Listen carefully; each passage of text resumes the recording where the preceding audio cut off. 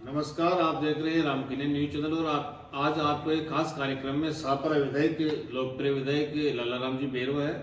इनसे जानते हैं कि शाहपुरा के विकास को लेकर आप द्वारा क्या काम करवाए जा रहे हैं, इंडस्ट्रियल एरिया हो या औद्योगिक हो, आप द्वारा क्या कार्य करवाए जा रहे हैं और लोगों को क्या सौगातें मिलेगी आने वाले समय में। नमस्कार बालमुकुंद जी। शाहपुरा विधानसभा में राजस्थान के यशस्वी मुख्यमंत्री जी के द्वारा सदा संवेदनशील रहे हैं। माननीय मुख्यमंत्री जी ने शाहपुरा की जनता की भावनाओं को देखते हुए और उन्होंने जिस प्रकार से विधानसभा के अंदर भारी मतों से भाजपा को जिताया और इतनी विपरीत परिस्थितियों में चुनाव लड़कर भाजपा वहां पर राजस्थान में तीसरा स्थान प्राप्त किया, उसके लिए माननीय मुख्यमंत्री जी ने शाहपुरा की जनता को मेरे द्वारा जो कुछ भी अब तक क्षेत्र के विकास के लिए जो मांगा है वो हमको दिया है। जैसे मैं चुनाव लड़ रहा था उस समय मैं जब फील्ड में था तब मेरे पास में कहीं सुझाव आए, उन सुझावों में खिलाड़ियों के लिए वहाँ पर युवा प्रतिवर्ष वहाँ राज्य स्तरीय, राष्ट्रीय स्तरीय, अंतर्राष्ट्रीय स्तर तक का प्रतिनिधित्व करते हैं जी।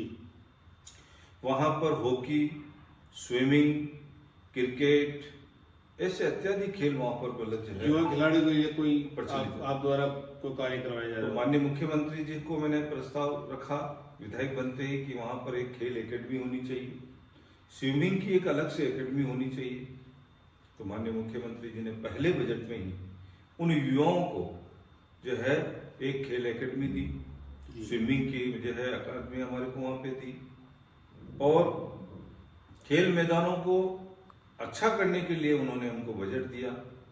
प्रत्येक मेरे जो मंडल क्षेत्र हैं जहाँ चाहे बनेड़ा हो, चाहे फूलिया हो, चाहे शाहपुरा हो, उन सब में खेल के स्टेडियम जो है स्टेडियमों की घोषणा की तो निश्चित तौर पर उनका जो है जो खिलाड़ियों को उसका लाभ मिलेगा। लाखों लोगों की आवाज को आज कल आपने विधानसभा में उठाया था। समुद्र क्षेत्र में सराहना की जा रही है, जिले का दर्जा छीनने के बाद कई विधायक बोल नहीं पा रहे थे, लेकिन आपने लाखों लोगों की आवाज को उठाई है जिसकी सराहना की जा रही है।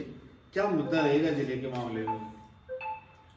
पूर्ववर्ती सरकार ने सरकार में वापस आने के लिए और जनता के वोटों को बटोरने के लिए उन्होंने जिस प्रकार से आंगन फांगन में जो है जिलों की घोषणाएं की, उनको उनके जिले की न तो उनके सीमांकन की चिंता की, न इंफ्रास्ट्रक्चर की चिंता की, न वहाँ पर कोई संसाधनों की चिंता की और केवल कागजों में मतलब जो है जिलों को घोषणा की।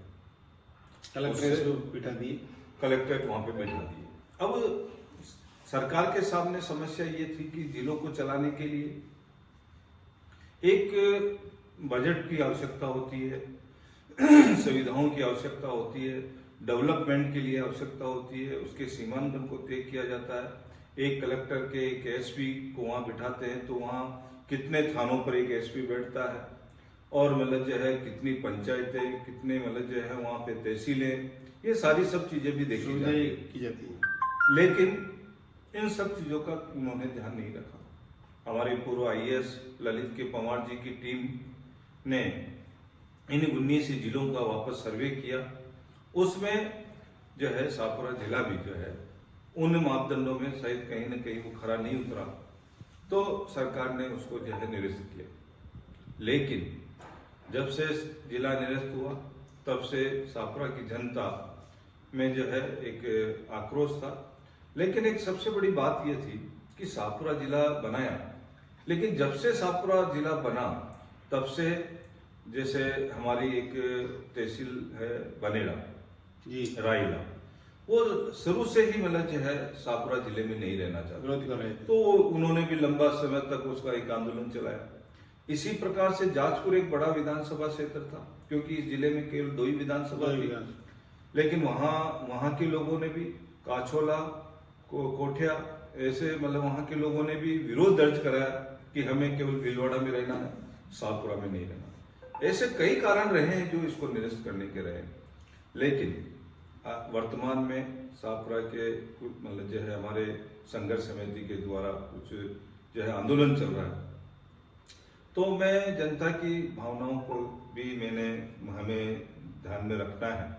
तो मैंने माननीय मुख्यमंत्री जी के सामने एक टीम बनाई जो शहर के प्रबुद्ध लोग थे, जिसमें से सभापति थे, वहाँ के पूर्व चेयरमैन थे, वहाँ का मंडल अध्यक्ष थे, वहाँ के पार्षद थे, कुछ वहाँ के वकील थे। मैंने सीएम साहब से उनसे वार्ता करवाई और सीएम साहब को कहा कि भाई ये जिला वापस बनना चाहिए जी। तो सीएम साहब ने कहा कि आपके जिले में कोई रहना नहीं चाहता, लेकिन फिर भी हम विचार करें। मेरे पास में जहाँ कुछ कार्यकर्ताओं के द्वारा शाहपुरा का पुराना इतिहास और उसके डाटाज मेरे पास आए, मैंने वो भी एक पूरा जो है एक पंच बना के मैंने माननीय मुख्यमंत्री जी को दिया। लेकिन जब मुझे बोलने का मौका मिला विधानसभा में, तो वो भी मैंने मतलब जो है जनता की आवाज को समझते हुए, उनकी जन भावनाओं को समझते हुए मैंने सरकार को भी अवगत कराया कि एक बार वापस से शाहपुरा जिले के बारे में विचार करना चाहिए और जो भी मापदंडों में हम कहीं ना कहीं हम कम रहे, चाहे वो भौगोलिक दृष्टि से विस्तार का मामला हो, सीमांकन का मामला हो, तो आसपास के जो भी एरिया है, चाहे वो आगुचा हो, गुलाबपुरा हो, हुडा हो, ऐसे एरिया को मिलाकर इसको एक पूरा बनाना चाहिए। क्योंकि शाहपुरा जो है भीलवाड़ा से वैसे ही ऑलरेडी 55 किलोमीटर, जाजपुर की जो है वो 105 और 110 किलोमीटर पड़ता है जी। तो निश्चित तौर पर भीलवाड़ा का विस्तार बहुत बड़ा हो चुका है और एक जिला जो है बनना चाहिए।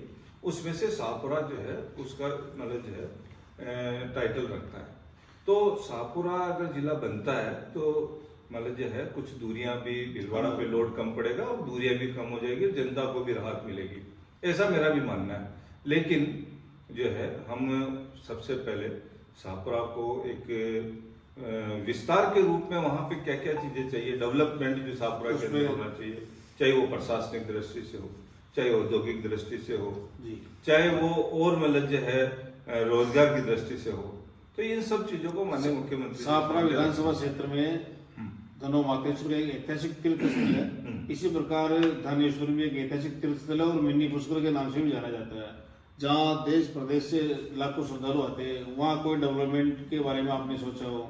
ये मैं जब पहली बार मैं जब विधायक बना तब मैंने माननीय मुख्यमंत्री जी के सामने और दिया कुमार जी के सामने ये विषय मैंने रखा, इसकी चर्चा भी हुई और इसका सर्वे भी हुआ।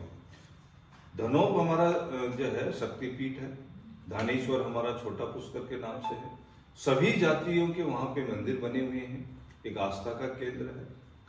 और आज भी मैंने माननीय दिया कुमारी जी से इस विषय पर चर्चा की है और मुझे विश्वास है कि अगर ये पर्यटक स्थल घोषित होता है तो यहाँ पर जो है कुछ इको पार्क वगैरह बन जाए, ये त्रिवेणी जो संगम है यहाँ पे घाट बन जाए, तो काफी जैसे यहाँ पर विस्तार होगा तो कुछ पर्यटक मतलब जो है के लोग बाहर से भी आकर इस स्थान को देखेंगे, तो निश्चित तौर पर इसका एक डेवलपमेंट के लिए मैंने भी लक्ष्य ले रखा है। ईआरसीपी को लेकर कोई आप प्रयास कर रहे हो? ईआरसीपी को लेकर भी मैंने माननीय अभी विधानसभा में मैंने एक बहुत बड़ा इसका सवाल रखा है और मैं बजट पे बोला भी हूँ जी। हमारे मानसी नदी है, खारी नदी है, इन्हें जैसे वहाँ पे जो नदियाँ छोटी छोटी है उनको सबको अगर मतलब जो है उनमें खारी नदी में मिलाया जाए तो हमारा जैसे वहाँ खारी नदी के साथ साथ में जो भी गांव आते हैं, चाहे वो फूलिया हो, चाहे बनेड़ा के कुछ एरिए हों, तो उधर के किसानों को जो जहाँ जहाँ से खारी नदी जाती है उसमें अगर पानी रहेगा तो किसानों को निश्चित तौर पर मतलब जो है बहुत लाभ होगा। और जो है उसके साथ साथ में अनेक प्रकार की जो है इंडस्ट्रीज भी जो है पानी की वजह से डेवलप होगी, ऐसा मेरा मानना है। नमस्कार, थैंक यू, बहुत बहुत धन्यवाद।